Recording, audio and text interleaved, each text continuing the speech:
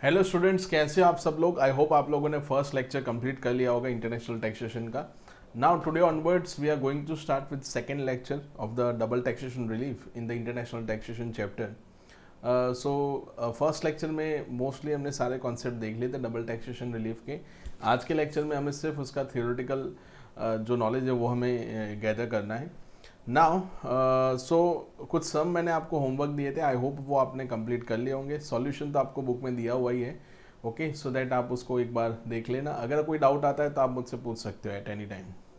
Now तो जो first lecture में हमने जो डिस्कस किया था उसका थोड़ा रिवीजन कर लेते हैं। तो फर्स्ट लेक्चर में हमने 3 सेक्शन कंप्लीट किए, section 90, then section 90A, section 91। Okay, section 90 था बायलैटरल रिलीफ, सेक्शन 90A था specific bilateral relief, and section 91 था यूनिलेटरल रिलीफ। ओके, तो bilateral, specific bilateral and unilateral relief हमने देख लिया। तो बायलैटरल रिलीफ मतलब क्या होता है कि दो कंट्रीज़ के बीच में जो टैक्स ट्रीटीज़ होती है उसके बेसिस के अंदर उसके जो आर्टिकल्स होते हैं उसके बेसिस में दोनों कंट्री के रेसिडेंट को क्या मिलेगा, रिलीफ मिलेगा, जिनके ऊपर डबल टैक्सेशन क्या हो रहा है, एक्चुअली हो रहा है। तो मान लो आपको डबल टैक्सेशन हो रहा है, आपने जिस कंट्री से इनकम अर्न किया है और जिस कंट्री के आप रेसिडेंट हो, जहाँ पे आप क्या कर रहे हो, टैक्स पे कर रहे हो, तो अगर डबल टैक्सेशन हो रहा है तो उस केस में हम आपको रिलीफ देंगे। बट रिलीफ कैसे मिलेगा, as per the tax treaty, okay, as per section 90 और 90A। अगर कोई टैक्स ट्रीटी नहीं है, दोनों कंट्री के बीच में कोई टैक्स ट्रीटी नहीं है, तो आपको रिलीफ कैसे मिलेगा, as per the universal rule. तो यूनिवर्सल रूल के अंदर जो टैक्सेशन का जो रिलीफ मिलता है सेक्शन 91 में, वो कौन सा था, तो that is average tax rate in India, and जो फॉरेन कंट्री का टैक्स रेट होता है उन दोनों में से जो कम होगा उसका आपको क्या मिलेगा, रिलीफ मिलेगा। सेक्शन 90 के अंदर जो बायलैटरल रिलीफ था उसके अंदर भी 2 मेथड मैंने आपको बताई थी, tax exemption method and tax relief method. हमने उसमें ये भी देखा था कि कौन से केस में किस कंट्री के साथ जब government of India treaty sign करेगा, ओके, तो उस केस में कौन से मेथड में हमें जाना चाहिए, रिलीफ मेथड में जाना चाहिए या एग्जम्पशन मेथड में जाना चाहिए। वो डिपेंड करता है कि सामने वाले के टैक्सेशन की पोजीशन क्या है, मतलब सामने वाली कंट्री की जो टैक्सेशन की पोजीशन होगी उसके बेसिस पे हम क्या करेंगे, हम हमारी पोजीशन क्या करेंगे, डिसाइड करेंगे। ठीक है, आई होप आपने फर्स्ट लेक्चर क्या किया है, कंप्लीट किया है। तो अभी हम स्टार्ट करते हैं second lecture. Okay, so concept of double taxation relief. So क्या कॉन्सेप्ट है उसके अंदर देखते हैं। पहले ही हमने डिस्कस कर लिया था, तो पहले का पैराग्राफ जो आपको है वो थोड़ा थियोरेटिकल लगेगा, ठीक है, बट पढ़ना ज़रूरी है। सो देखो उसके अंदर concept of double taxation relief. तो आपको भी पता है कि in the present era globalization का इफ़ेक्ट काफ़ी ज़्यादा है। ओके, ग्लोबलाइजेशन की वजह से इनकम भी काफ़ी सारे ऐसे लोग होते हैं जिनको फॉरेन इनकम भी होती है। तो अगर डबल टैक्सेशन रिलीफ जैसा कुछ होगा नहीं तो ग्लोबलाइजेशन के जो भी बेनिफिट्स हैं वो लोग लेना बंद कर देंगे, ठीक है, और फॉरेन में जाके इनकम अर्न करना बंद कर देंगे। ठीक है, सो स्टार्ट करते हैं। इन the present era of the cross border transaction across the globe, the effect of taxation is one of the important consideration for any trade or investment decision in the other countries. One of the most significant result of the globalization is the visible impact of one country's domestic tax policies on the economy of the another country. This has led to the need of the continuously assessing the tax regime of the various countries and bringing about the necessary reforms where the taxpayer is a resident in one country but as a source income is situated in the another country. तो last lecture में आपको बताया होगा, मैंने 2 चीज़ें आपको बताई थी, एक होती है सोर्स कंट्री और एक होती है कौन सी कंट्री, रेसिडेंट कंट्री। किसी भी टैक्सेशन रूल के अंदर या किसी भी टैक्सेशन लॉ के अंदर ये 2 चीज़ें समझनी बहुत ज़रूरी है। सोर्स कंट्री मतलब जो सोर्स क्रिएट कर रही है वो क्या करेगी, टैक्स चार्ज करेगी, और रेसिडेंट कंट्री मतलब जो रेसिडेंट के बेसिस पे क्या लगाती है, टैक्स लगाती है। उसके बाद देखो, तो आपको ये सिखाया था कि कौन सी कंट्री टैक्स लगाएगी, तो टैक्स कौन सी कंट्री लगाएगी, जो सोर्स कंट्री होगी वो टैक्स लगाएगी, रेसिडेंट कंट्री उस केस में रिलीफ देगी। उसके बाद it gives a rise to the possible double taxation. This arises from the 2 basic rules that enables the country of a residence as well as the country where the source of income exists to impose tax, namely the source rule and the resident rule. The income source rule holds that income is to be taxed in the country in which it originates irrespective of whether the income accrue to a resident or non-resident, whereas the resident rule stipulates that the power to tax should be rest with the country in which the taxpayer resides. If both rules apply simultaneously to the business entity, it would to suffer tax at the both ends. The cost of operating on an international scale would become the prohibitive because of the double taxation in both the countries, and it would deter the process of globalization. It is from this point of view to double taxation avoidance agreement become very significant and important. DTAA has laid down the rules for the taxation of the income by the source country and the resident country. Such rules laid down for the various categories of income, for example, interest, dividend, royalties, capital gain, business income, etc. Such categories deal with the separate article in the DTAA.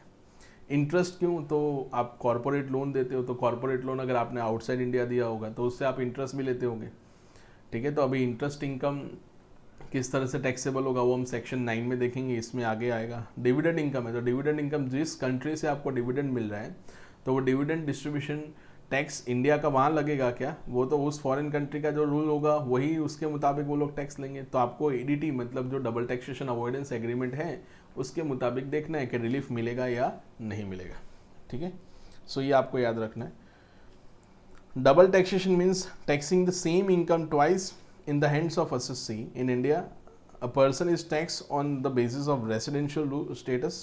Likewise, it may so happen that he is taxed on the basis of some other basis in the another country on the same income. However, it is universally accepted principle that same income should not be subject to tax twice. In order to take care of such situation, the Income Tax Act 1961 has provided for the double taxation relief which overrules the other income tax provisions, ठीक है। तो जो पूरे income tax act की जितनी भी provision है उसको वो ओवररूल करता है, ठीक है। वो हमने फर्स्ट लेक्चर में भी डिस्कस किया था। कितने टाइप की रिलीफ होती है? तो टाइप्स ऑफ रिलीफ, पहली कौन सी रिलीफ होगी? बायलैटरल, एंड सेकेंड कौन सी रिलीफ होगी? यूनिलैटरल। तो बायलैटरल रिलीफ मतलब क्या होता है? तो under this method the government is of the two countries can enter into an agreement to provide the relief against the double taxation by mutually working out the basis on which relief is to be granted.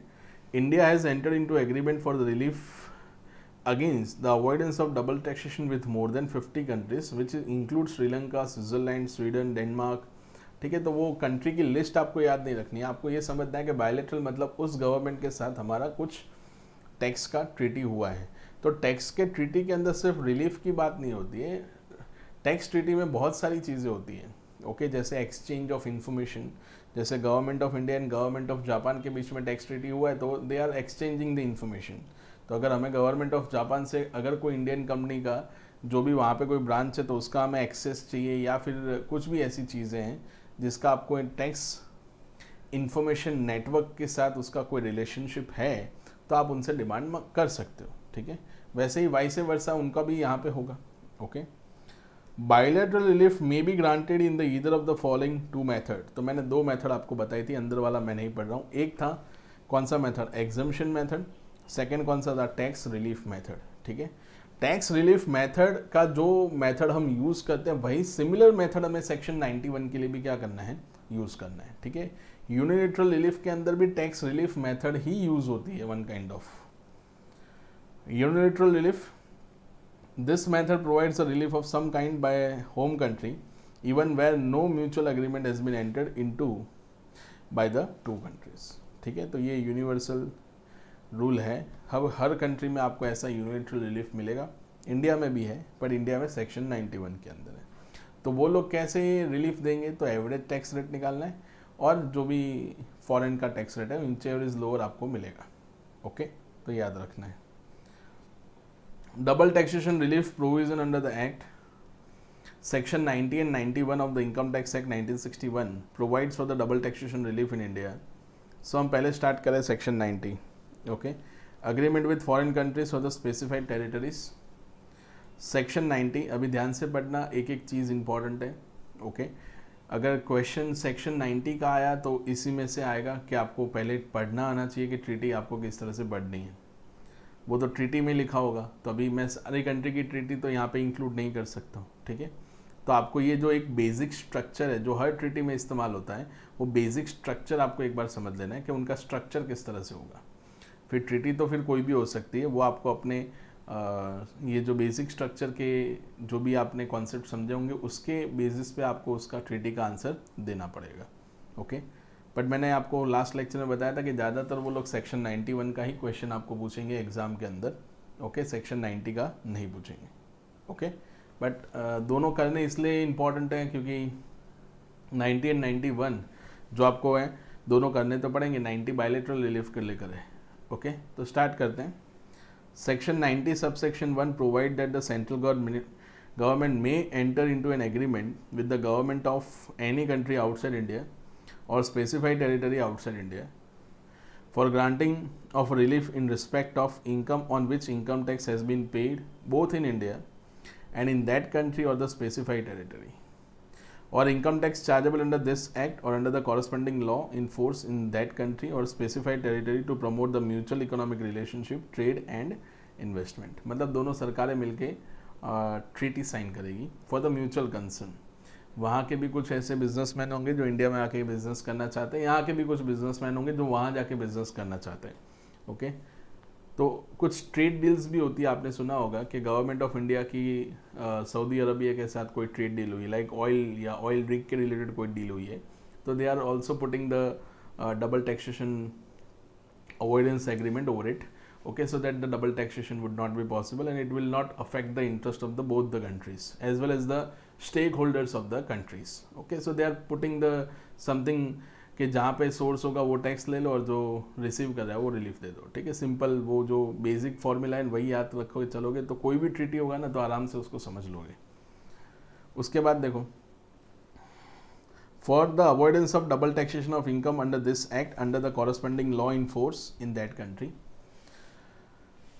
उसके बाद और specified territory accordingly the central government has notified that where the such agreement provide that any income of resident India may be taxed in the other country, then such income shall be included in his total income chargeable to tax in India accordance with the provisions of the Income Tax Act। मतलब income tax act के लिए वो उस इनकम को आपको income तरीके से कंसीडर करना पड़ेगा। तो वंस अगर मैं उसको इनकम कंसीडर करूंगा then such income is eligible for the adjustment of loss, such income is available for the adjustment of deduction under chapter 6 से all the benefits which is govern under the income tax act. लिखा हुआ है ना, with the provisions of the income tax act. कहीं ऐसा लिखा है कि लॉस सेट ऑफ नहीं कर देंगे, कहीं ऐसा लिखा है चैप्टर 6A का डिडक्शन नहीं देंगे, ऐसा कहीं लिखा ही नहीं है। And relief shall be granted in accordance with the method for elimination or avoidance of double taxation provided in such agreement. मतलब जो अग्रीमेंट होगा उसके मुताबिक होगा। अभी पूरे के पूरे अग्रीमेंट हम सिलेबस में कवर नहीं कर सकते, तो वो अग्रीमेंट को समझने का आपको आर्ट सीखना है कि उसको किस तरह से पढ़ा जाता है और उसके अंदर क्या लिखा है और उसके बेसिस पे आपको आंसर देना है।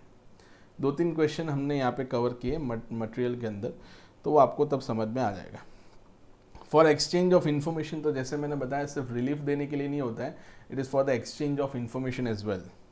So for the exchange of information for the prevention of evasion or the avoidance of the income tax chargeable under this act or under the corresponding law in force in that country or specified territory, or the investigation of the cases of such evasion or avoidance, or for recovery of income tax under this act under the corresponding law in force in that country or specified territory।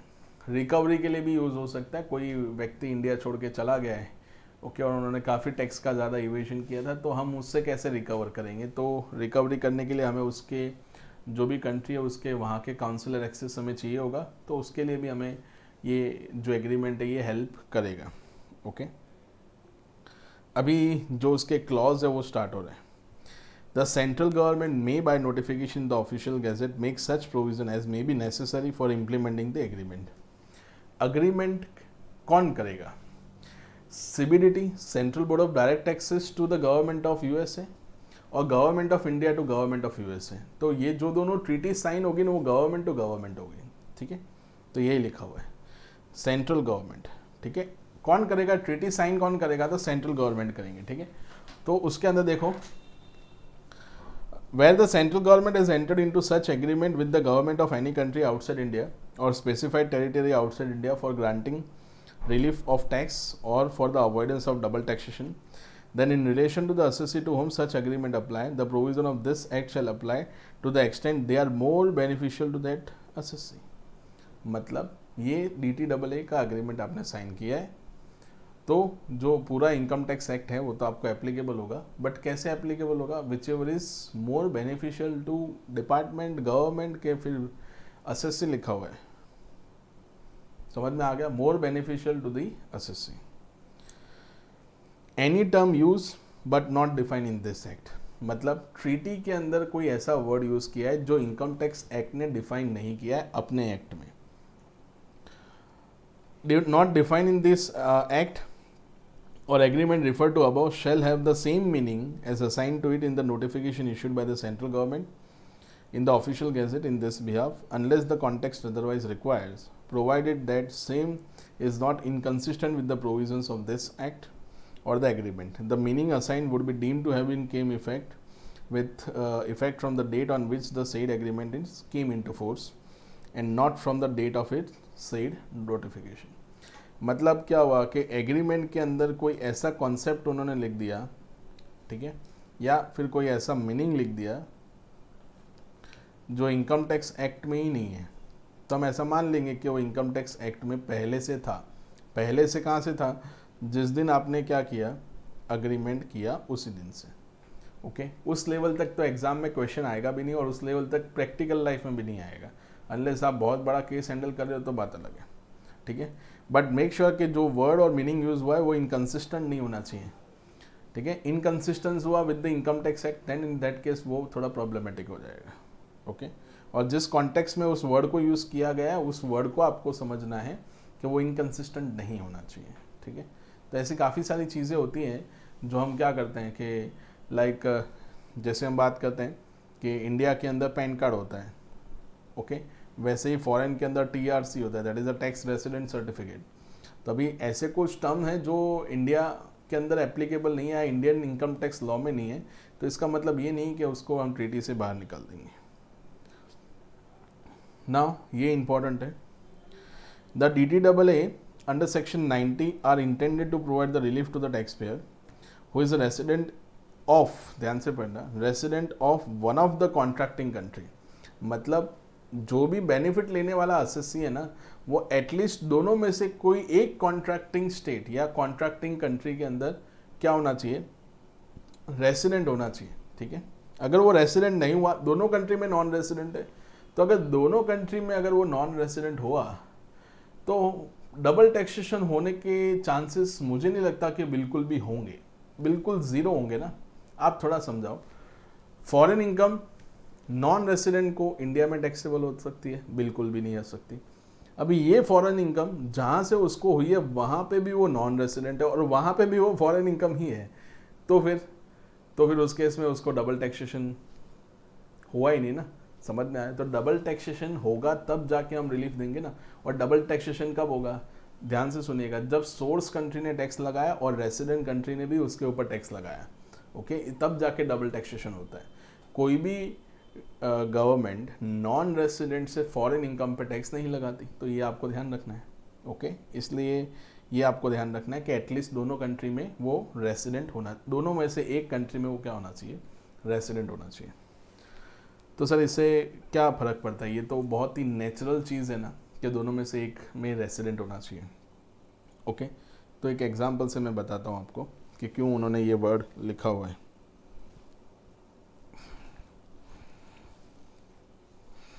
देखते हैं, चले।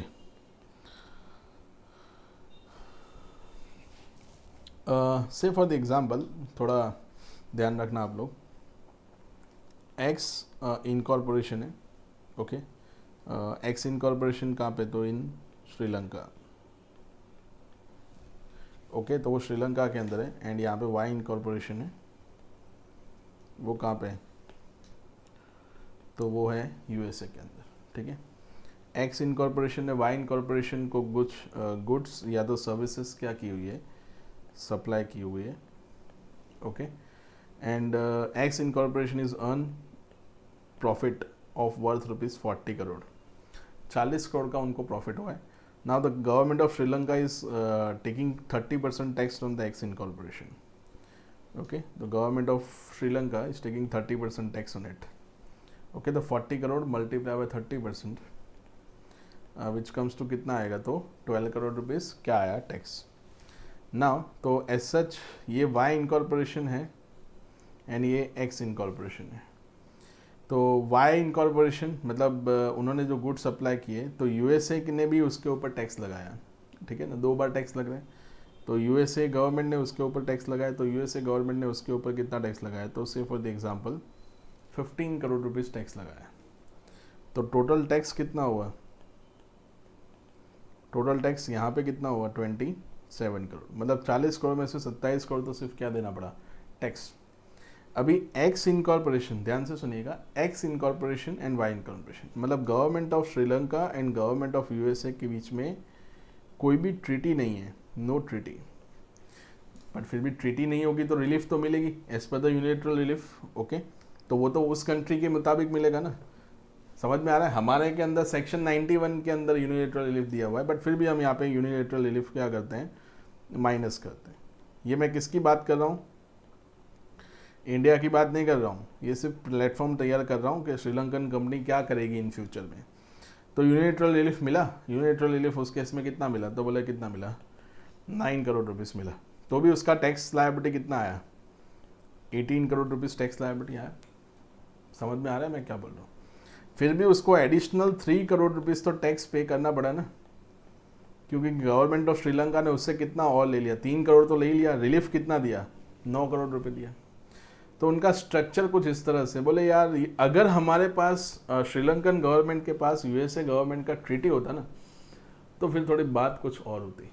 But जो x incorporation का एक legal consultant था, मतलब वहाँ का कोई भी लीगल प्रोफेशनल होगा लाइक सीएमए और सीए, तो उसने ऐसा सोचा कि हमारा कंपनी जो है एक्स इनकॉर्पोरेशन, क्यों उसको हम एक्स लिमिटेड कर देते हैं, ठीक है। समवेयर डाउन द लाइन हम उसको चेन्नई के अंदर इनकॉर्पोरेट कर देते हैं।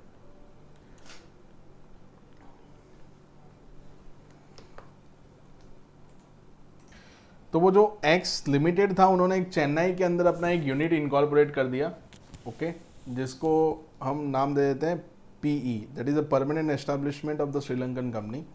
तो इसको मैं एक्स लिमिटेड की जगह एक्स इनकॉर्पोरेशन ही कर देता हूँ, ओके। तो उन्होंने परमानेंट एस्टेब्लिशमेंट कर दिया इंडिया के अंदर, कहाँ पे, चेन्नई। अभी होगा क्या, ये जो एक्स इनकॉर्पोरेशन है वो श्रीलंका से गुड्स सप्लाई नहीं करेगा, वो कहाँ से सप्लाई करेगा, तो चेन्नई से, वाई इनकॉर्पोरेशन से, ओके। तो अभी चेन्नई का मतलब जो एक्स इनकॉर्पोरेशन है, जो कहाँ की कंट्री, मतलब कहाँ की कंपनी है, तो श्रीलंका की कंपनी है, तो वो ऐसा क्लेम करेगा कि हमारा परमानेंट एस्टेब्लिशमेंट तो है, ओके। तो हमारा परमानेंट एस्टेब्लिशमेंट इंडिया में है, ओके। तो ये परमानेंट एस्टेब्लिशमेंट तो इंडिया का क्या हो गया, परमानेंट एस्टेब्लिशमेंट तो इंडिया का रेसिडेंट हो गया। अभी उन्होंने सोचा कि government of India and government of USA, जो वाई इनकॉर्पोरेशन यूएसए में, उन दोनों के बीच में क्या है, ट्रीटी है। तो इस ट्रीटी को हम यूज़ करके हम क्या कर सकते हैं, पूरा टैक्स का बेनिफिट ले सकते हैं। और उस ट्रीटी में ऐसा लिखा हुआ है कि गवर्नमेंट ऑफ इंडिया उस इनकम को क्या करने वाला है, एग्जेम्प्ट करने वाला है, ओके। तो इस केस में ये जो 27 करोड़ रुपीस का टैक्स लगा था, उसमें से 12 करोड़ रुपए का क्या मिल जाएगा, एग्जेम्पशन मिल जाएगा। तो उनका अल्टीमेट टैक्स लायबिलिटी कितना आएगा, 15 करोड़ ही आएगा, जो उन्होंने कहाँ पे किया हुआ है, यूएसए में पे किया हुआ है, ठीक है। ये आपको दिख नहीं रहा होगा, ये मैंने लिखा हुआ है यहाँ पे, ओके। एक्स इनकॉर्पोरेशन था, उसका परमानेंट एस्टेब्लिशमेंट उन्होंने इंडिया में रखा। गवर्नमेंट ऑफ इंडिया और गवर्नमेंट ऑफ यूएसए के बीच में क्या है, टैक्स ट्रीटी है, ओके। और गवर्नमेंट ऑफ इंडिया ने उस टैक्स के ऊपर एग्जेम्पशन दे के रखा है। तो यहाँ पे क्या हुआ, यहाँ पे कोई थर्ड पार्टी आके ट्रीटी का बेनिफिट नहीं लेके जा सकती, ओके। क्यों, क्योंकि परमानेंट एस्टेब्लिशमेंट रेसिडेंट है, वो बात सही है, बट क्या वो परमानेंट एस्टेब्लिशमेंट के पास इंडियन कंपनी का कोई इनकॉर्पोरेशन सर्टिफिकेट होगा। अगर ट्रीटी साइन करने के टाइम पे ये बात हुई है कि गवर्नमेंट ऑफ इंडिया उसी कंपनी को रिलीफ देगी जिसके पास रजिस्ट्रार ऑफ कंपनीज, मतलब कंपनी इनकॉर्पोरेशन नंबर होगा, ठीक है, तो ही हम आपको क्या दे सकते हैं, रिलीफ। तो इस केस में तो श्रीलंकन कंपनी का सिर्फ पी ही था ना इंडिया में, तो परमानेंट एस्टेब्लिशमेंट था। तो इस केस में हम ये जो श्रीलंकन कंपनी है उसको इसका कोई बेनिफिट मिलेगा नहीं, याद रहेगा। तो वो जो परमानेंट एस्टेब्लिशमेंट है, ओके, उसके ऊपर टैक्स भी लगेगा और उसके अंदर जो उसको पॉसिबल रिलीफ मिल रही होगी वही हम उसको दे पाएंगे, ठीक है। तो मेरे का कहने का मतलब ये है कि कोई थर्ड पार्टी आके इस ट्रीटी का बेनिफिट नहीं ले सकती। तो इस केस में थर्ड पार्टी थी कौन, तो ये श्रीलंकन कंपनी थर्ड पार्टी थी ना, जो इंडिया की ट्रीटी का क्या ले रहे हैं, बेनिफिट। तो ट्रीटी लेने के टाइम पे दोनों में से एक व्यक्ति, ठीक है, मतलब दोनों में से कोई एक कंट्री में, व्यक्ति में नहीं सॉरी, दोनों में से कोई एक कंट्री में क्या होने चाहिए, आप रेसिडेंट होने चाहिए। ओके, सो स्टार्ट करते हैं। उसमें वही लिखा हुआ है, the DTAA under section 90 are intended to provide the relief to the taxpayer who is a resident of one of the contracting country to the agreement. Such taxpayer can claim the relief by applying the beneficial provision of either the treaty or the domestic law. However, in many cases, the taxpayer who were not resident of contracting country also restored to claiming the benefits under the agreement entered into by Indian government with the government of the other country.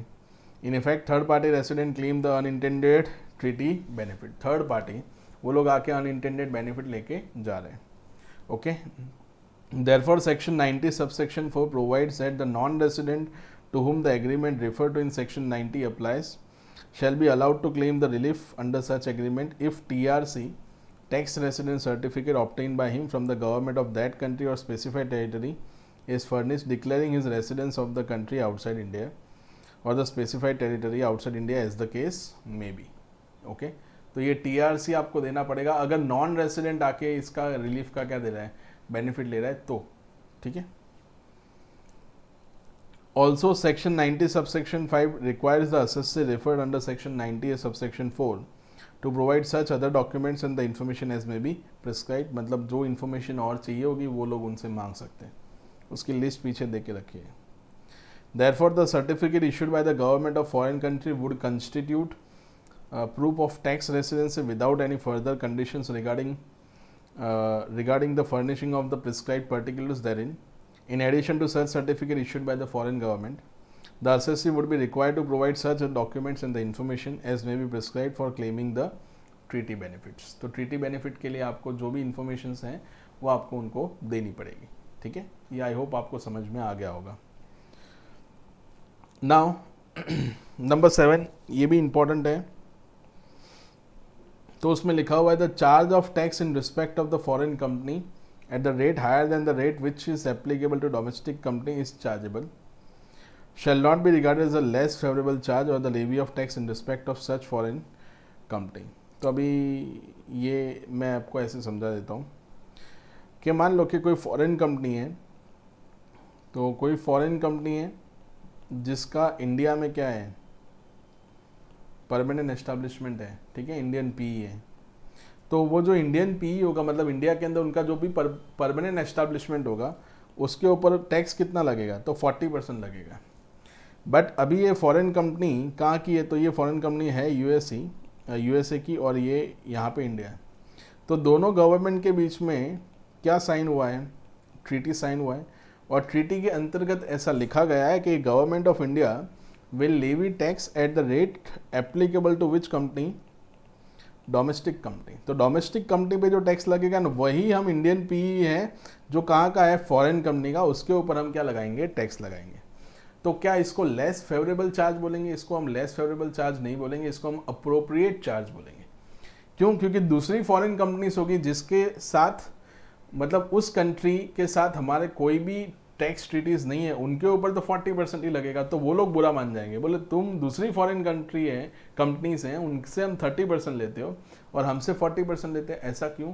ऐसा इसलिए क्योंकि उस country के साथ हमारा tax treaty है और वो ट्रीटी में ऐसा लिखा हुआ है कि हम उस फॉरेन कंपनी के ऊपर डोमेस्टिक कंपनी का जो रेट होगा वही लगाएंगे। तो क्या इसको हम लेस फेवरेबल चार्ज बोलेंगे, क्या इनअप्रोप्रिएट चार्ज बोलेंगे, कि प्रॉपर चार्ज? तो it is a proper charge.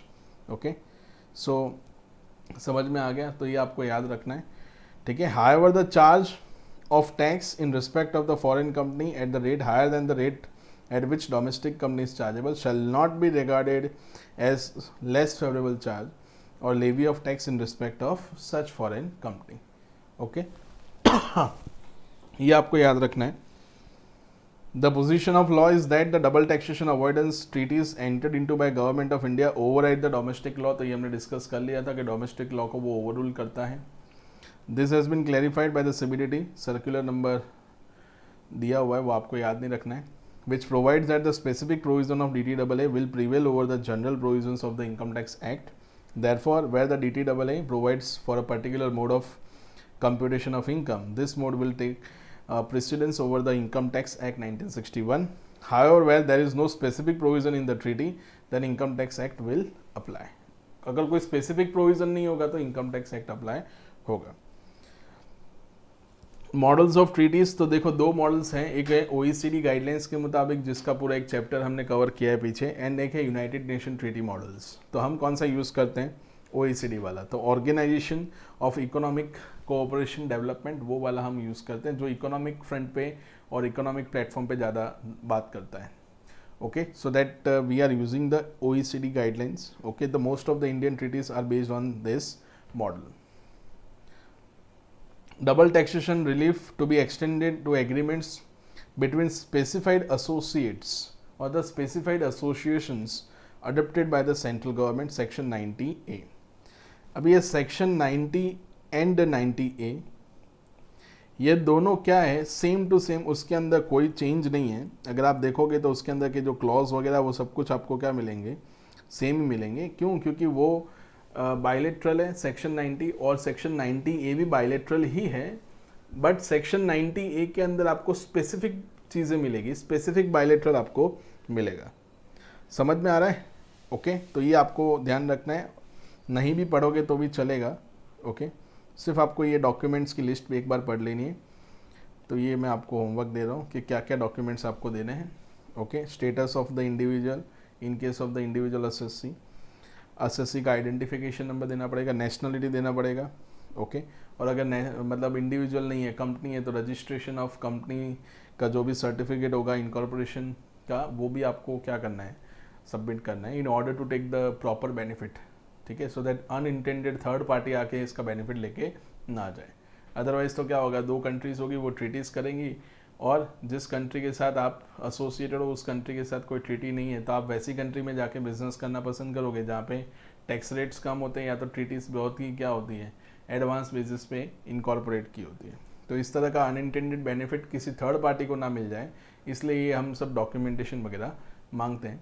So that वो लोग दोनों गवर्नमेंट जब USA या इंडिया या जापान या इंडिया जब दोनों अग्रीमेंट पे साइन करेंगे, तो मेक श्योर कि गवर्नमेंट ऑफ जापान जो भी वहाँ के जो भी सिटीजन्स हैं एज वेल एज जो इंडिया के सिटीजन्स हैं, they are taking care of it. Okay, and जो भी कंपनीज है उसका भी हम क्या करेंगे? टैक्सेशन का इंटरेस्ट देखेंगे, और जहाँ बन सकता है वहाँ हम क्या देंगे? रिलीफ देंगे. So this is the all the procedural part. ठीक है, उसको आप एक बार देख सकते हो, कोई प्रॉब्लम नहीं है. Section 91, countries with no agreement exist, तो कैंसर लिखा हुआ है. यूनिलेटरल एग्रीमेंट्स, तो यूनिलेटरल एग्रीमेंट्स मतलब आपका कोई अग्रीमेंट है ही नहीं, तो नहीं है तो कोई बात नहीं, बट हम आपको रिलीफ तो देंगे, बट रिलीफ देने का मेथड जो मैंने आपको बता दिया. In case of income arising to an assessee in countries with which India does not have any double taxation agreement, relief would be granted under section 91 provided all the following conditions are fulfilled. The assessee is a resident in India during the previous year in respect of which income is taxable. The income accrue or arise to him outside India. Accrue arise कहाँ हो रहा है? Outside India. Okay. क्यों? अगर arise outside India हुआ होगा तो ही India में रिलीफ मिलेगा ना. अराइज ही इंडिया में हुआ है, तो आप समझो थोड़ा बात को. अगर सोर्स ही इंडिया में हुआ है, तो कल क्या सिखाया था आपको फर्स्ट लेक्चर के अंदर? ये देखा था ना हमने कि अगर अराइज इंडिया में ही होता है तो सोर्स कंट्री तो टैक्स ले लेगी ना. डोमिनेंट पोजीशन किसका रहेगा? तो डोमिनेंट पोजीशन उस कंट्री का रहेगा जिस कंट्री ने सोर्स किया हुआ है, मतलब जिस कंट्री ने पैसा कमा के दिया है. The income is not deemed to accrue or arise in India during the previous year. ये सेक्शन 9 में आएगा, तो हम देखेंगे सेक्शन 9 में. The income in question has been subjected to income tax in the foreign country in the hands of assessee, and the assessee has paid tax on the such income in foreign country. There is no agreement for the relief from the double taxation between India and the other country where the income has accrued or arisen. In such a case, the assessee shall be entitled to a deduction from the Indian income tax payable by him. The deduction would be sum calculated on such double tax income at the Indian rate of tax or at the rate of tax in the said country, whichever is lower. तो वो formula लिखा हुआ है और कुछ लिखा हुआ नहीं है. Subsection 2, एंड सबसेक्शन 3 ये स्पेसिफिकली अलग से इंसर्ट किया हुआ है, आप इसको समझ भी पाओगे. Subsection 2 provide that where a person who is a resident in India in any previous year has any agriculture income in Pakistan in respect of which he has paid the income tax payable in that country, Pakistan में पे किया है, he shall be entitled to a deduction from the Indian income tax payable by him on the following extent: on the amount of tax paid in Pakistan on which the income which is liable to be taxed under this act, also of the sum calculated to that income in the Indian tax rate whichever is lower. मतलब similar है, वो जो common formula है ना, average tax rate and tax rate of the foreign country whichever is lower. तो आपको पता होगा कि सर एग्रीकल्चर इनकम पे तो हम टैक्स लेते ही नहीं है, बट एग्रीकल्चर इनकम अगर इंडिया की होगी तो ही हम टैक्स नहीं लेंगे. ये तो कहाँ से आपने की है, पाकिस्तान से ना, तो उस केस में हम इसको टैक्सेबल कर देंगे.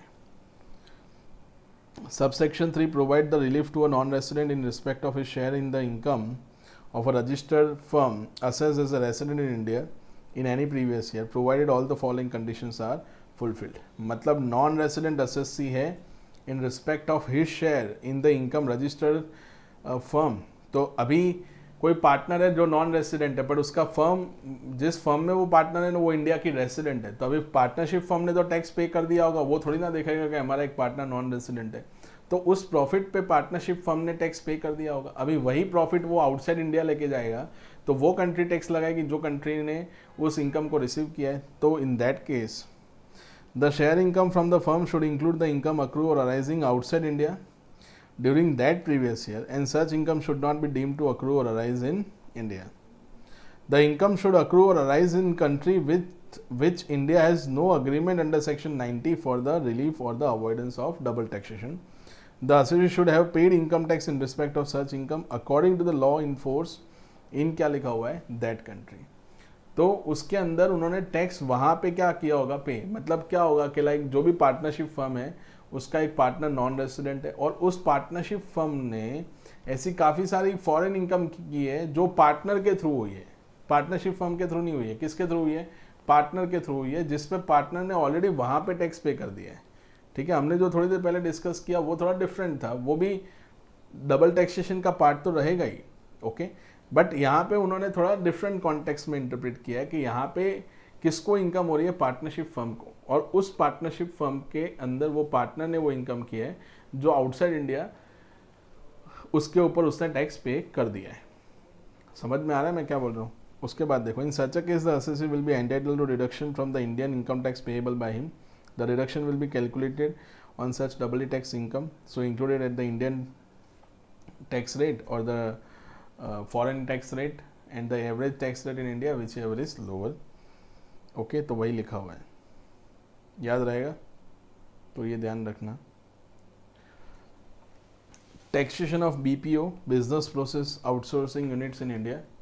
ओके, तो इसको हम बाद में करते हैं, पहले थोड़े सम हम कंप्लीट करते हैं. Question number 2. So question number 2 से हम स्टार्ट करते हैं. X, a resident both in India and Malaysia in the previous year 1920 owns the immovable property including residential house at Malaysia and India. मतलब दोनों जगह का है, मलेशिया में भी है एंड इंडिया में ही है. He has earned income of ₹50 lakh from the rubber estate in Malaysia. तो 50 लाख रुपए का इनकम हुआ है. अब बिजनेस लोकेटेड कहाँ है, Malaysia. During the financial year 1920 he also sold some property in Malaysia resulting in short term capital gain of ₹10 lakh during the year. X has no permanent establishment of business in India. उसका कोई permanent establishment India में नहीं है. तो अभी 50 लाख रुपए का rubber estate है, वो भी मलेशिया में. ये कैपिटल गेन हुआ, वो भी मलेशिया का ही है. However he has derived the income of ₹10 lakh from the property let out in India and he has house in Lucknow where he stay during the his visit to India. तो 10 लाख रुपए की property income हुई है. Okay, और जब भी वो India आते हैं तो अपने जो लखनऊ वाले घर है वहाँ पे रहते हैं. The Article 4 of the Double Taxation Avoidance Agreement between India and Malaysia provides that, ध्यान से अभी ये पढ़ना, whereas individual is a resident of both the contracting state, दोनों जगह के आप क्या हो, resident हो, then he shall be deemed to be the resident of the contracting state in which he has permanent home available to him. मतलब वो कहाँ का रेसिडेंट हो जाएगा, डीम्ड रेसिडेंट कहाँ का हो जाएगा, जहाँ पे उसका घर अवेलेबल है. तो घर तो दोनों जगह है सर, मलेशिया में भी और इंडिया में भी है। आगे बढ़ो। If he has a permanent home in both the contracting state, अगर उसका घर दोनों जगह होता है, he shall be deemed to be the resident of the contracting state with which his personal and economic relations are closer, मतलब centre of vital interest. तो अभी इस केस में होगा क्या, ये जो एक्स था वो दोनों जगह का रेसिडेंट था, इंडिया का भी है एज वेल एज मलेशिया का भी क्या है, रेसिडेंट है। तो उन्होंने बोला कि in such a situation we are going to take the condition that के if the person is having a home in any country then वो वहाँ का रेसिडेंट हो जाएगा। बट वो उसमें ऐसा लिखा है कि दोनों जगह होगा, तो उन्होंने सेकंड कंडीशन लगाई, सेकंड फिल्टर ये लगाया कि उस केस में सेंटर ऑफ वाइटल इंटरेस्ट, मतलब उसकी रोजी रोटी कहाँ से चलती है, तो उसकी रोजी रोटी तो मलेशिया से ही चलती है ना, जहाँ पे उसका बिजनेस है। और उसमें ये भी लिखा है कि उसका कोई परमानेंट एस्टेब्लिशमेंट इंडिया में नहीं है। तो अगर परमानेंट एस्टेब्लिशमेंट होता तो अगर वो परमानेंट एस्टेब्लिशमेंट होता तो to the extent of P, मतलब परमानेंट एस्टेब्लिशमेंट ने जो इनकम की है उसके ऊपर टैक्स लगता। अब ये परमानेंट एस्टेब्लिशमेंट क्या होता है वो हम थोड़ी देर में देखते हैं, ठीक है, पहले हम सम कंप्लीट कर लेते हैं। तो इस केस में सेंटर ऑफ वाइटल इंटरेस्ट कहाँ लोकेटेड है, तो वो है मलेशिया में। तो ये जो भी इनकम हुई है 50 लाख रुपीज़ और 10 लाख रुपीज़ की, उसके ऊपर टैक्स कौन लेगा, तो गवर्नमेंट ऑफ मलेशिया, और इंडियन गवर्नमेंट उसको क्या देगा, उस केस में रिलीफ देगा। लेकिन ये जो रेंटल इनकम हुई ना 10 लाख रुपीज़, ओके, जो प्रॉपर्टी उन्होंने लेट आउट की हुई है, तो प्रॉपर्टी जो लेट आउट की हुई है उसके ऊपर उसको इंडिया में क्या करना पड़ेगा, टैक्स पे करना पड़ेगा। ओके, याद रहेगा। तो वो रेंटल इनकम का आपको ध्यान रखना है। आंसर में लिखा हुआ है, आप उसको एक बार देख लेना। Question number 3, the income tax act 1961 provides for the taxation of certain income earn by x, the double taxation avoidance agreement which applies to the X exclude the income earned by X from the purview of tax. Is X is liable to pay tax on the income earned by him? Discuss. Okay. मतलब question उन्होंने ये पूछा है कि उन्होंने कुछ certain income earn by X, ठीक है, तो कुछ इनकम उन्होंने अर्न की है, the double taxation avoidance agreement which apply to X exclude the income earn by X from the purview of tax. मतलब DTAA उस इनकम को एक्सक्लूड करता है। मतलब मैं बोल सकता हूँ कि उसके अंदर उन्होंने उन दोनों कंट्री के बीच में कुछ स्पेसिफिक ट्रीटीज हुई होगी। Now which applies to X exclude the income earn by X from the purview of tax, is X is liable to pay tax income earn by him. Discuss. तो अभी इस case में हम क्या करेंगे, तो ये तो स्पेसिफाइड टेरिटरी वाला केस हुआ ना, सेक्शन 90A में आपने ट्रीटी किया होगा, तो उस केस में आपको रिलीफ तो मिलेगी, बट रिलीफ आपको किस तरह से मिलेगी, सेक्शन 90 के अंदर मिलेगी या सेक्शन 91 के अंदर मिलेगी, ठीक है। हेलो, हाँ, वापस से हम क्वेश्चन स्टार्ट करते हैं, थोड़ा वीडियो में प्रॉब्लम हो गया था। The income tax act 1961, question number 3 में वापस स्टार्ट कर रहा हूँ। Income tax act 1961 provides for the taxation of certain income earn by x, the double taxation avoidance agreement which applies to X exclude the income earned by X from the purview of tax। मतलब double taxation avoidance agreement which applies to X, मतलब वो apply तो हो रहा है x को, but उसने जो इनकम अर्न की है उसको एक्सक्लूड कर रहा है। मतलब DTAA स्पेसिफिक नहीं है उसकी इनकम को लेकर। Okay, is X is liable to pay tax on the income earn by him. Okay, क्या जो एक्स ने जो टैक्स मतलब एक्स ने जो इनकम अर्न की है, सॉरी, क्या उसके ऊपर उसको टैक्स पे करना पड़ेगा। तो आप सेक्शन 90 सब सेक्शन 1 को याद करो। अगर DTAA एसएससी को अप्लाई होता है, ओके, और उस DTAA के अंदर उसने एसएससी ने जो इनकम अर्न की है उसका कुछ भी उल्लेख नहीं होता है, तो in that case which ever is beneficial to the assessee होता है वो वाला क्लॉज लगेगा। यहाँ पे हमने डिस्कस किया था ये वाला part.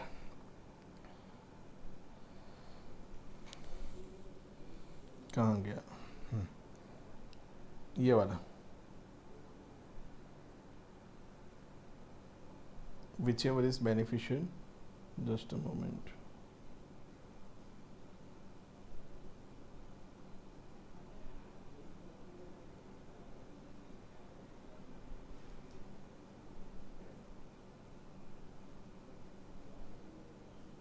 just a minute, whichever is,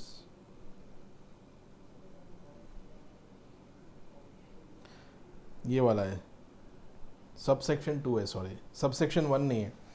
okay तो लिखा है ना, where the central government is entered into a such agreement with the government of any country outside India और specified territory for the avoidance of double taxation, then in relation to the assessee to whom such agreement applies, the provision of this act shall apply to the extent which are more beneficial to the assessee। ठीक है, तो इस case में उसको benefit मिलेगा। Okay तो यहाँ पे मैं सब सेक्शन 2 कर देता हूँ instead of sub section 1। Okay वो थोड़ा मिस्टेक हो गया, आप ध्यान रख लेना। आंसर आपको क्या करना है, homework. Question number 4, an individual resident in India having income earned outside India in a country with which no agreement under section 90 exists asks you to explain whether the credit of the tax paid over the income in that country will be allowed to him in India। मतलब क्या होता है कि कोई agreement नहीं है तो yes मिल सकता है, कोई प्रॉब्लम नहीं है, बट अंडर सेक्शन, कौन सा सेक्शन में मिलेगा, अंडर सेक्शन 91। ठीक है तो वो नीचे सब लिखा हुआ है, आप उसको एक बार देख लेना।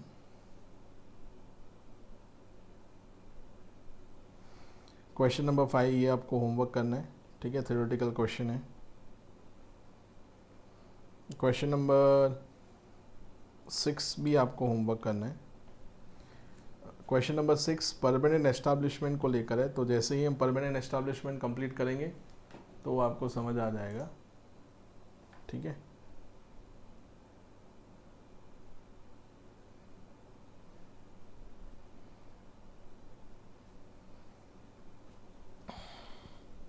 यहाँ पे शायद स्क्रीन के अंदर आपको शो नहीं हो रहा था, तो मैंने क्वेश्चन नंबर 2 मैंने किया अभी थोड़ी देर पहले, सॉरी क्वेश्चन नंबर 3 मैंने स्टार्ट किया था, जो वीडियो कट हुआ उसके बाद। तो उसके अंदर DTAA जो एग्रीमेंट है वो एसएससी को अप्लाई हो रहा था, पर एसएससी ने जो इनकम अर्न किए थे वो DTAA में इंक्लूड नहीं थी।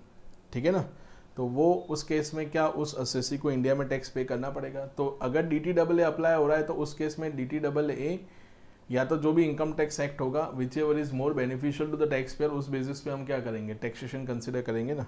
ओके तो सेक्शन 90 सब सेक्शन 1 मैंने पहले लिखा था, तो मिस्टेक हुई थी, इसके लिए मैंने सब सेक्शन 2 वहाँ पे कर दिया है।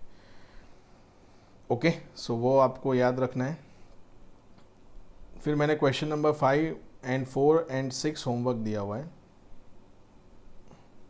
क्वेश्चन नंबर 7 ये शायद हमारा बाकी होगा, तो क्वेश्चन नंबर 7 हम स्टार्ट करते हैं। Okay. Why a resident Indian aged 67 years has derived the following income during the previous year 1920? Income from business in India 3 lakh rupees, commission from company in Hong Kong, tax paid in Hong Kong कितना है 60,000, कितनी amount है तो 3 lakh rupees, dividend gross from the company in Hong Kong, tax paid in Hong Kong कितना दे के रखा है तो 18,000, और dividend कितना अर्न किया उन्होंने 90,000।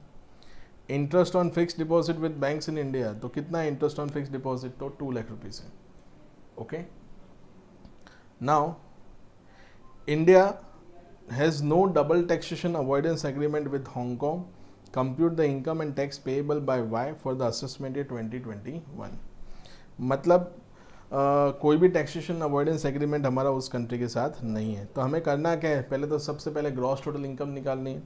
तो income from business India 3 lakh rupees है, मैं अंदर ही कर रहा हूँ।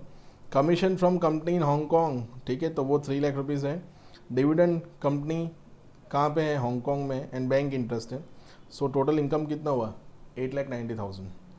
उसमें से deduction under section 80 TTB minus किया। अभी 2 सेक्शन है, एक है 80 TTA एंड दूसरा है 80 TTB, तो मैं यही बता देता हूँ। TTA के अंदर क्या होता है, जो सेविंग अकाउंट होता है उसके ऊपर, सेविंग अकाउंट के ऊपर जो भी इंटरेस्ट आपको क्या होगा, जो भी इंटरेस्ट आपको मिलेगा उसमें अप टू 10,000 रुपीज़ तक आपको क्या मिलेगा, अप टू 10,000 रुपीज़ तक डिडक्शन मिलेगा। But TTB in case of कौन होता है, सीनियर सिटीजन, जो इस केस में भी है तो सीनियर सिटीजन होगा। तो अगर उनको saving account plus fix deposit, उसके ऊपर जो भी इंटरेस्ट मिलेगा उसके ऊपर 50,000 उनको क्या मिलता है, डिडक्शन मिलता है। तो इस केस में उनको कौन सी इनकम हुई है, फिक्स डिपॉजिट की इनकम हुई है ना, तो फिक्स डिपॉजिट पे उनको कितना डिडक्शन मिलेगा 50,000। सो टोटल इनकम हुआ था 6,90,000 प्लस 2 लाख मतलब 8,90,000, उसमें से 50,000 का डिडक्शन माइनस किया हुआ है। टैक्स ऑन टोटल इनकम तो 8,40,000 है, उसके ऊपर टैक्स निकाला है। 67 ईयर्स की एज है, तो अप टू 3 लाख तक कोई टैक्स नहीं लगेगा। 3 लाख टू 5 लाख, 2 लाख पे 5% कितना होगा 10,000, एंड 5 लाख से अबव, तो 5 लाख से अबव कितना है तो 840, मतलब 3,40,000 का 20, तो 340 का 20 कितना होगा तो 68,000 plus 10,000, okay, plus education says उन्होंने ऐड किए है। बाद में हमें क्या निकालना है, तो बाद में हमें एवरेज टैक्स रेट निकालना है। तो average tax rate in India, तो average tax rate in India होगा कितना, तो जितना टैक्स आपने पे किया है डिवाइडेड बाय क्या करना है नेट इनकम मल्टीप्लाई बाय 100। तो टैक्स आपने कुछ पे किया है 81,120 डिवाइडेड बाय कितना हम करेंगे 8,40,000 multiply by 100, okay. So 81,120 divided by 840 multiply by 100, okay. तो 9.6571% आया। अभी फॉरेन के अंदर कितना रेट था, तो फॉरेन के अंदर तो 20% था ना, तो हम कितना लेंगे 20 या 9.6571, तो ये वाला लेंगे, ओके। डिविडेंड में भी उतना ही रेट था ना, तो डबल टैक्सेशन कितनी इनकम पे हुआ, तो डबल टैक्सेशन कितनी इनकम पे हुआ, सो कौन सी इनकम पे, जो कमीशन इनकम उसको हांगकांग से मिली है और जो डिविडेंड इनकम जो हांगकांग से मिली हुई है, तो उसको आपको 3,90,000 से मल्टीप्लाई कर देना है, तो ये आपकी क्या हो जाएगी रिलीफ, ठीक है। Net tax payable round of कितना है 43,458। आई होप ये कॉन्सेप्ट आपको समझ में आया, ओके। क्वेश्चन नंबर 8 मैंने आपको होमवर्क दिया था।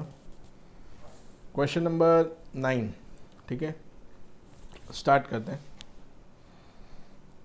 विक्रम एज उनकी कितनी है 70 years, resident in India, received a dividend of ₹2 lakh from the shares held in a company situated in Malaysia.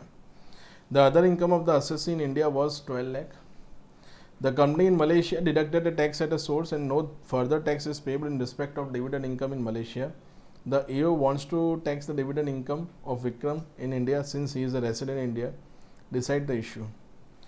मतलब उसको डिविडेंड इनकम कहाँ से हुई है, तो मलेशिया से हुई है, ओके, और उसकी अदर इनकम इंडिया में 12 लाख रुपए है। तो अभी एओ ऐसा चाहता है कि उस डिविडेंड इनकम के ऊपर हम टैक्स ले लें। कोई बात नहीं, टैक्स ले सकते हो, बट उसके अंदर टैक्स लेने के टाइम पे आपको अंडर सेक्शन 91 की रिलीफ देनी कंपलसरी है, ओके। तो इस केस में आपको क्या देना पड़ेगा, रिलीफ देना पड़ेगा, याद रहेगा। तो if there is no DTAA between India and Malaysia then relief for double taxation can be claimed under section 91, ठीक है। तो मैंने सीधा नीचे वाला ही पढ़ लिया answer, okay.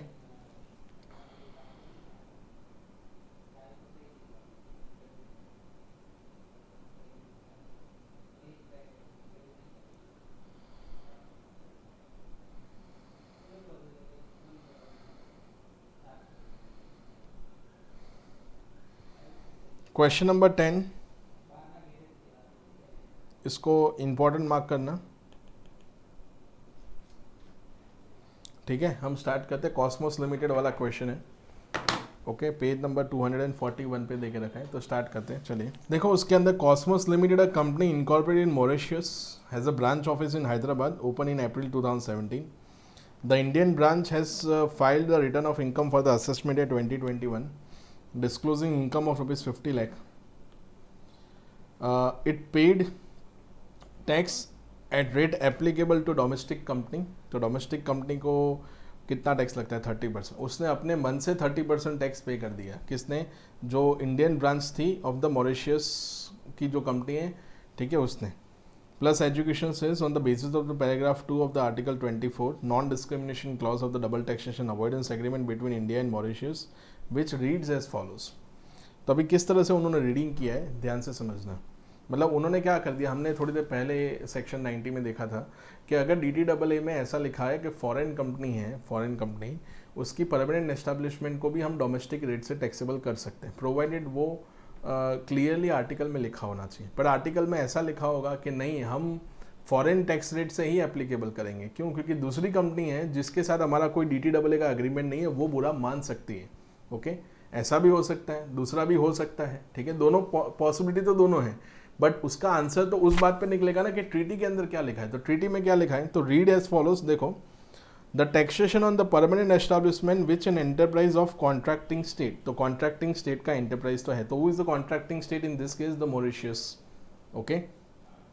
Has in the other contracting state, has in the other contracting state मतलब दूसरा कॉन्ट्रैक्टिंग स्टेट कौन है, तो India, shall not be less favorably levied in that other state than the taxation levied on the enterprise of that other state. other state मतलब जो दूसरे country है, मतलब लाइक यूएसए, जापान, वो लोग जिनकी जो कंपनी है उनका पी जो इंडिया में है, other state carrying on the same activities in the same circumstances. Okay, तो हम लेस फेवरेबल चार्ज करेंगे नहीं, मतलब इस केस में हमें 40% ही टैक्स लेना पड़ेगा. ओके, तो उन्होंने ये बोल दिया कि जो अदर कॉन्ट्रैक्टिंग स्टेट मतलब जो दूसरी कंट्रीज़ की जो परमानेंट एस्टेब्लिशमेंट इंडिया में है उसका जो टैक्स रेट होगा वही हम कंसिडर करेंगे. ठीक है, तो I am repeating again, the taxation of the on a permanent establishment which an enterprise of the contracting state in the other contracting state shall not be less favorably levied in that other state than the taxation levied on the enterprise of that other state carrying on the same activities in the same circumstances. Same activities in the same circumstances. तो same circumstances में कोई और foreign company होती तो हम कितना tax लेते, 30% tax लेते कि 40% लेते, 40% ना. तो फिर मॉरिशियस वाली जो पी है उससे भी हमें 40% ही लेना पड़ेगा. लेकिन अगर मान लो कि ये वाला लाइन में निकाल दूँ, same activities in the same circumstances, और ये वाला लाइन निकाल दो, तो फिर उस केस में जो एसएससी ने किया है वो सही है. ओके, ये वाला लाइन भी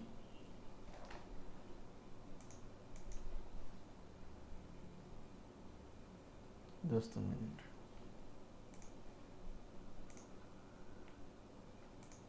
ओके, आ गया. ठीक है, ये वाला भी लाइन मैंने निकाल दिया, रेड वाला कर देता हूँ. तो फिर उसने जो किया वो सही है. However, the assessing officer computed the tax on the Indian branch at the rate applicable to foreign company, 40% plus health and education cess. Is the action of the just assessing officer is in accordance with law? तो yes, it is in accordance with law. क्यों? क्योंकि इस case में हम less favourable नहीं कर सकते किन लोगों के लिए, जो अदर फॉरेन कंपनीज हैं जो इंडिया में उनका पी है, तो उनको जो रेट एप्लीकेबल होगा वही हम कॉन्ट्रैक्टिंग स्टेट को भी क्या करेंगे, एप्लीकेबल करेंगे. ठीक है, तो यही लिखा हुआ है, देखो, under section 90 subsection 2 where the central government is entered into an agreement for avoidance of double taxation with the government of any country outside India और a specified territory outside India as the case may be, then in relation to the assessee to whom such agreement apply, the provisions of the Income Tax Act 1961 shall apply to the extent they are more beneficial to the assessee. Thus, in view of the paragraph 2 of the Article 24 non-discrimination of the double taxation avoidance agreement, it appears that the Indian branch of Cosmos Limited incorporated in Mauritius is liable to tax at the rate applicable to domestic company, that is 30%. Which is lower than the tax rate applicable to foreign company. तो 40% है ना, foreign company के लिए तो 40% है. But बाद में उन्होंने एक्सप्लेनेशन क्या ऐड किया, तो एक्सप्लेनेशन उन्होंने बाद में जो ट्रीटी में ऐड किया, however explanation 1 to section 90 clarifies that charge of tax in respect of foreign company at rate higher than the rate which is domestic company is chargeable shall not be regarded as a less favorable charge or levy of tax in respect of such foreign company. Therefore, in view of this explanation, the action of the assessing officer in levying the tax at the rate of 40% on the Indian branch of Cosmos Limited is in accordance with law. Okay, ठीक है, तो ये clause उन्होंने add किया हुआ है. Okay, बाकी सब के लिए हो सकता है कि हम टैक्स रेट में कोई बेनिफिट नहीं देंगे, बट बाकी सब लोगों के लिए हम फॉरेन कंपनी को डोमेस्टिक कंपनी ही ट्रीट करेंगे. ठीक है, so far as a DTAA is concern. पर जहाँ टैक्स रेट की बात आएगी तो टैक्स रेट में हम तो कितना लेंगे, 40% लेंगे. ठीक है, तो वो एक्सप्लेनेशन उन्होंने ऐड किया. अनलेस एंड अदरवाइज DTAA में क्लियरली स्पेसिफिकली लिखा हुआ है कि नहीं, permanent establishment of the foreign country और द कॉन्ट्रैक्टिंग स्टेट, उसके अंदर हम डोमेस्टिक टैक्सेशन वाला जो रेट होगा वही लगाएंगे, तो फिर कोई प्रॉब्लम नहीं है. ओके, तो ये आपको याद रखना है. तो मैं वापस रिपीट कर रहा हूँ, जो भी कॉन्ट्रैक्टिंग स्टेट होगा उसका जो भी परमानेंट एस्टेब्लिशमेंट इंडिया में होगा तो उसके ऊपर टैक्स रेट तो कौन सा लगेगा, जो फॉरेन कंपनी को जो टैक्स रेट लगता है वही लगेगा. Unless and otherwise specifically treaty में ऐसा लिखा हुआ है कि नहीं, such permanent establishment is chargeable to tax at the rate applicable to domestic company, then it is fine. But ऐसा एग्रीमेंट और ऐसा अग्रीमेंट करने से पहले गवर्नमेंट सोचेगी, ओके, कि जो दूसरी कंट्रीज़ हैं जिसके साथ हमारा कोई ट्रीटी नहीं है, उनकी कोई फॉरेन कंपनी इंडिया में होगी, उनका परमानेंट एस्टेब्लिशमेंट इंडिया में होगा, तो वो थोड़ा डिस्टर्बिंग हो जाएगा। ओके, सो इसलिए हम लेस फेवरेबल चार्ज कर देंगे उन लोगों के लिए, ओके, जिन लोगों के लिए 40% टैक्स लगता है। ओके, तो इस केस में जिसके साथ सर कॉन्ट्रैक्ट किया वो भी तो बुरा मान जाएंगे ना, वो ऐसा बोलेंगे कि you are treating our permanent establishment as a different one than the domestic person. तो इसलिए गवर्नमेंट ऑफ इंडिया को ये एक्सप्लेनेशन देना पड़ा कि नहीं, इस केस में हम 40% ही टैक्स लेंगे, हम फॉरेन कंपनी का जो भी परमानेंट एस्टेब्लिशमेंट है उसको डोमेस्टिक पर्सन ही ट्रीट करेंगे।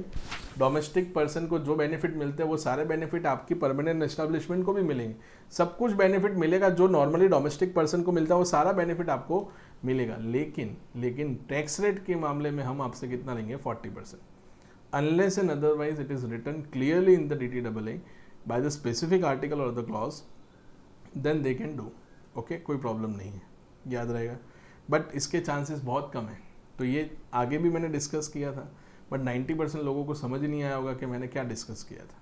वहाँ पे मैंने एग्जाम्पल भी लिया था, ओके, लेस फेवरेबल चार्ज का। तो अगर कॉन्ट्रैक्ट में ऐसा लिखा है, अग्रीमेंट में ऐसा लिखा है, देन इट इज़ फाइन। नहीं लिखा है तो फिर उस केस में आप प्रिजम्पशन नहीं कर सकते on the basis of non discrimination clause. सिर्फ ऐसा लिखा कि नॉन डिस्क्रिमिनेशन क्लॉज, तो non discrimination clause then doesn't mean कि आप टैक्स रेट में भी नॉन डिस्क्रिमिनेशन देखोगे, याद रहेगा। टैक्स रेट तो एक्सप्लेनेशन के थ्रू उन्होंने बता दिया ना, कि एक्सप्लेनेशन के थ्रू उन्होंने बता दिया कि इस केस में हम लेस फेवरेबल चार्ज नहीं करेंगे। We are treating the contracting state permanent establishment of such foreign company as a foreign company as good as the person which is not having the treaties with the government of India. Okay, because environment तो दोनों country के लिए same ही है ना, उस country के लिए भी सेम है और उस कंट्री के लिए भी सेम है जिसके साथ हमने DTAA किया हुआ है। ओके, दोनों कंपनी सेम ही रिसोर्सेज यूज़ कर रही है। मान लो कि गवर्नमेंट ऑफ कोई भी x government like government of Australia, उनके साथ हमारा कोई ट्रीटी नहीं है, या तो गवर्नमेंट ऑफ, हम बात करते हैं कि ब्राज़ील के साथ हमारा कोई ट्रीटी नहीं है, बट गवर्नमेंट ऑफ USA के साथ है। तो अभी जो ब्राज़ीलियन कंपनी है उसका PE इंडिया में होगा तो वो सेम रिसोर्सेज यूज़ करेगा, सेम हवा खाएगा यहाँ का, और वो USA कंपनी है वो भी तो सेम हवा ही खाएगा ना इंडिया का। तो आप USA वाले से 30% ले लो और इससे 40% ले लो, तो ये तो discrimination between those two countries हो गया ना। ओके, तो इस केस में जो भी नॉन कॉन्ट्रैक्टिंग स्टेट होंगे जिनके साथ हमने कोई अग्रीमेंट नहीं किया है, वो क्लैश ऑफ इंटरेस्ट हो जाएगा, वो इंडिया से नाराज हो जाएगा। ओके, सो हो सकता है इन द एक्सट्रीम सर्कमस्टेंसेज, हो सकता है कि आप non discrimination clause extreme favouritism में डाल दो, बोले टैक्स रेट भी सेम, डिडक्शन भी, सब कुछ हम दे देंगे। ओके, सो ये याद रखना आप लोग। क्वेश्चन नंबर 11 होमवर्क करना है। मोस्टली अभी सारे क्वेश्चन होमवर्क ही आएंगे आपको।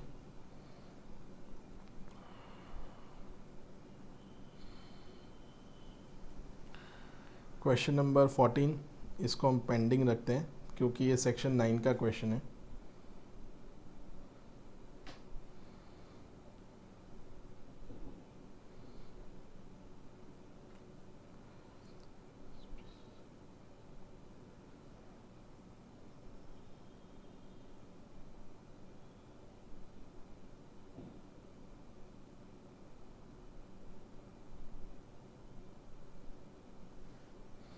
चलो स्टार्ट करते हैं। क्वेश्चन नंबर 17, ये भी क्वेश्चन इंपॉर्टेंट है। ओके, तो Ravinder, a non-resident, had maintained his permanent house both in UAE and in India during the previous year ended on 31st March 2019, but was having his habitual abroad in UAE because of employment. He had income in India from the dividend interest and the capital gain during the previous year ended on 31st March 2019, which are not subject to tax under any law in force in UAE. There exists a DTAA between India and UAE. Ravinder claims that none of the income earned by him in India shall be subject to tax in India because of the benefits of the available to him under the DTA. Is the contention of the Ravinder is the correct? तो अभी इस case में उन्होंने ऐसा कुछ claim किया हुआ है कि रविंदर ने ऐसा क्लेम किया हुआ है कि मेरे यूएई में तो कोई टैक्स लगता ही नहीं है, एज वेल एज DTAA भी जो हुआ है उसके बेसिस पे मैं बोल रहा हूँ कि इंडिया के अंदर मुझे कोई टैक्स पे करना नहीं है। ओके, तो अभी इस केस में पहले तो ये देखना पड़ेगा कि इंडिया के अंदर कौन सी इनकम पे उसको टैक्स क्या करना पड़ेगा, पे करना पड़ेगा, ठीक है। तो इंडिया के अंदर उसको कौन सी इनकम हुई है, तो एक तो हुई है उसको डिविडेंड इनकम और एक हुई है उसको कैपिटल गेन इनकम। तो ये capital gain income and dividend income जो है, ठीक है, वो तो टैक्सेबल ही होगी ना, क्योंकि वो तो इंडिया से उसने अर्न की है। और हम डिविडेंड की बात करें तो उसके ऊपर तो डिविडेंड डिस्ट्रीब्यूशन टैक्स वैसे भी आ गया होगा, तो उसका तो वैसे भी कोई डिस्कस करके मतलब नहीं है, क्योंकि वो तो सेक्शन 10 क्लॉज 34 में वैसे भी एग्जेम्प्ट है। Okay, but what about capital gain? अभी कैपिटल गेन तो टैक्सेबल होगा ना। आप स्ट्रेट फॉरवर्ड ऐसा नहीं बोल सकते हो कि मुझे DTAA में एग्जेम्पशन मिल रहा है। ओके, DTAA एग्जेम्पशन कहीं पे भी नहीं देता इनकम का, ये बात याद रखना। DTAA इनकम का एग्जेम्पशन कहीं नहीं देता है। वो DTAA सिर्फ और सिर्फ जो इनकम 2 बार टैक्सेबल हुई उसके अंदर रिलीफ देता है। गवर्नमेंट ऑफ इंडिया जब भी ट्रीटी साइन करती है तो उस ट्रीटी के अंदर एग्जेम्पशन देने की बात नहीं होती है। जो भी इनकम होगी, टैक्स में एग्जेम्पशन हो सकता है, जो टैक्स आपने वहाँ पे किया वो यहाँ पे इंडिया में एग्जेम्प्ट हो सकता है, बट इनकम कभी भी एग्जेम्प्ट नहीं होगी। इनकम एग्जेम्प्ट होगी तो वो ITR में डिस्क्लोज ही नहीं करेगा, ठीक है। आपको पूरा का पूरा टैक्स हम एग्जेम्प्ट कर देंगे। जैसा हमने सेक्शन 90 में देखा था, 2 मेथड थी, एक थी टैक्स एग्जेम्पशन मेथड, दूसरी थी कौन सी मेथड, तो टैक्स रिलीफ मेथड। तो उस केस में एग्जेम्पशन मेथड आई तो आप ऐसा मान लोगे कि हमने इनकम में एग्जेम्पशन मिल गया, नहीं। तो इस here in this case Ravinder intention is not correct.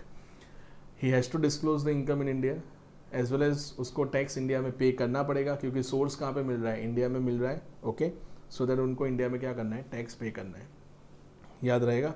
सो ये आपको ध्यान रखना है, क्लियर। इसके अंदर आंसर पूरा ना होगा तो सेक्शन 1038 की बात की होगी,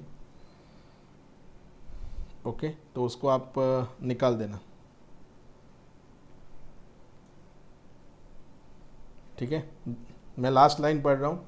Therefore, the contention of Mr. Ravinder is not correct, since the DTAA does not provide for the exemption from income tax in India of all such income earned in India. I hope you're getting my point. Okay. Question number 18, ये भी आपको क्या करना है, homework.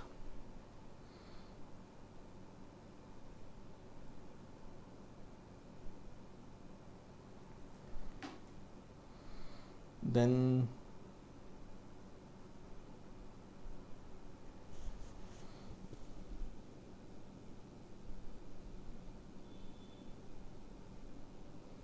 Question number 19, ये भी आप homework कर सकते हो, ठीक है, कोई प्रॉब्लम नहीं है, आंसर तो दिया हुआ ही है।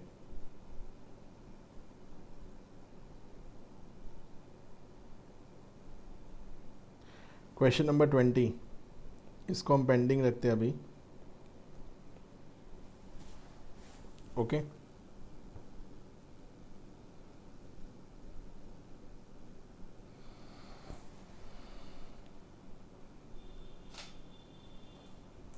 ठीक है, क्वेश्चन नंबर 21 देखते हैं हम लोग। उसके अंदर लिखा हुआ है mister A taxable in case of certain income as per the income tax act 1961, the DTAA which is applicable to him exclude the income earn by him. तो ये तो क्वेश्चन नंबर 3 जैसा ही है ना, ओके, तो सेम टू सेम है।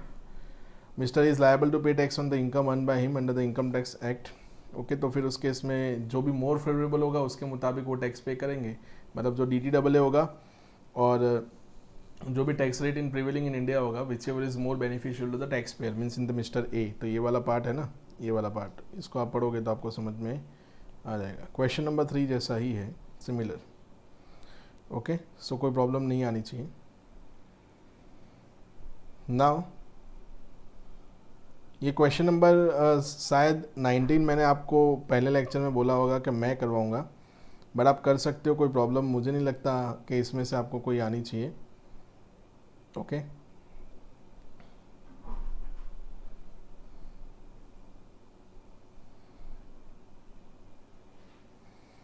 ठीक है, अभी हमारा सिर्फ एक पार्ट बाकी रहा जो इस चैप्टर में से है, that is a business processing unit, outsourcing unit and the permanent establishment.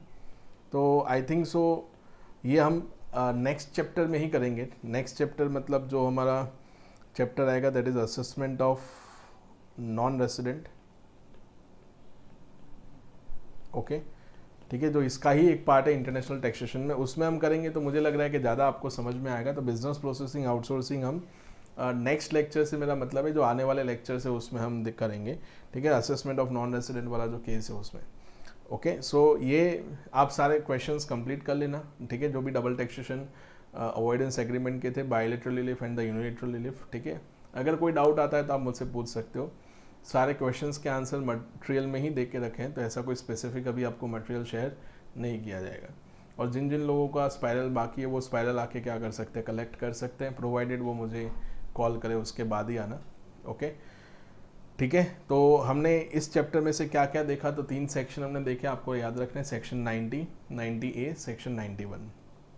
From the next lecture onwards we are going to start with the transfer pricing provision, okay, जिसमें से सबसे ज़्यादा एग्जाम में क्वेश्चंस आते हैं और इंटरनेशनल टैक्सेशन में सबसे बड़ा पार्ट वही है। Okay, so next lecture onwards we are going to start with the international taxation transfer pricing provision, section 92। Okay, so तब तक के लिए गुड बाय एवरीवन, अपना बहुत ध्यान रखना। ओके, मिलते हैं नेक्स्ट लेक्चर के अंदर, ठीक है। बीपीओ वाला और परमानेंट एस्टेब्लिशमेंट वाला हमारा बाकी रहा, मुझे ऐसा लग रहा है कि हम तब करेंगे तो ज़्यादा समझ में आएगा, ठीक है। तो उसके लिए एक चार्ट भी आपको बनाना पड़ेगा, ठीक है, जो यहाँ पे जगह दी होगी, अगर आपके पास स्पाइरल है तो आपको जगह मिलेगी, पेज नंबर अगर आप दे पाओ तो,